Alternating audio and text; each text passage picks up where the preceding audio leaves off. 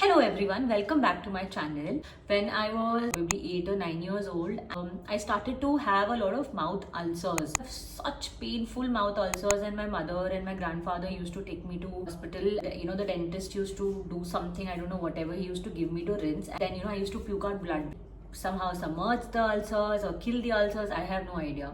But it kept on and on for some time, and my mother kept telling that it's happening because you don't brush properly and everything. Somehow that phase faded. Then I started to have sensitive teeth, where if I was eating an ice cream or if I'm eating, if I'm drinking something very hot, I used to feel some sort of sensitivity, like that, like in my front teeth.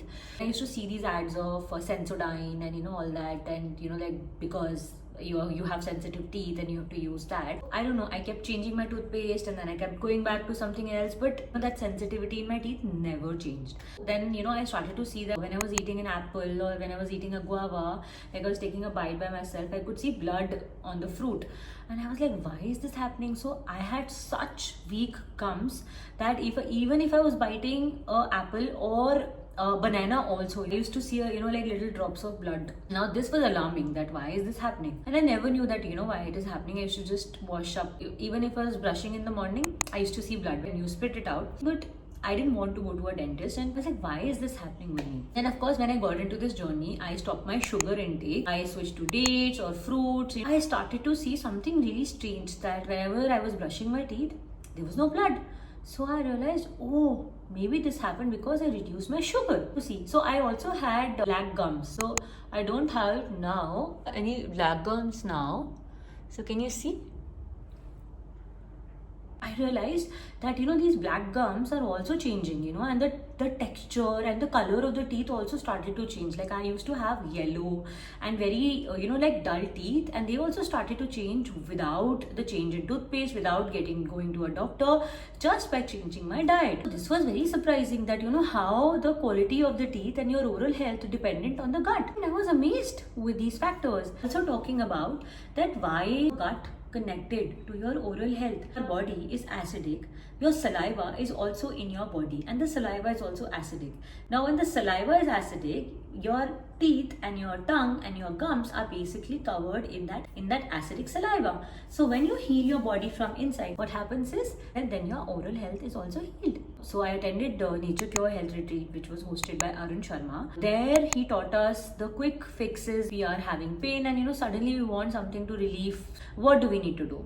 So he talked about durva grass, guava leaves, and he talked about oil pulling. So these are the three things which I'm going to talk today, which have really helped me also. Of course, you need to, I'm reiterating this point, that you need to work on resetting your gut. So I would just request all of you guys to, give it a chance, give your body a chance to reset and detox. First thing is to stop the intake of sugar and acidic food. Now when I say acidic food, it can consist of all the processed foods and junks, oil food, fried food, dairy and animal products also. Now coming to a daily routine of how we can maintain our oral health.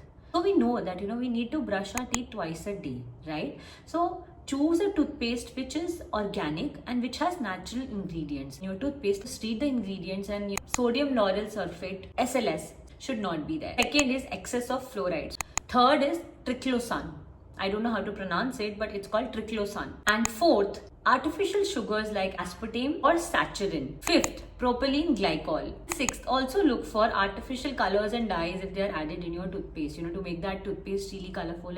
And the last, seventh one, polyethylene glycol. This is used to make the toothpaste smooth, but it may be contaminated with carcinogens 1 and 4, dioxane. We need to look for ingredients like neem, clove oil, miswak, coconut oil, baking soda, bentonite clay, charcoal, peppermint oil, and calcium carbonate. So look, in the top where they say that it's fluoride free, SLS free, and vegan. If you have bleeding gums or like dark gums like I had, then oil pulling will be really good for you. You can take some fresh coconut oil where you've not put your hand or any other spoon, which is clean.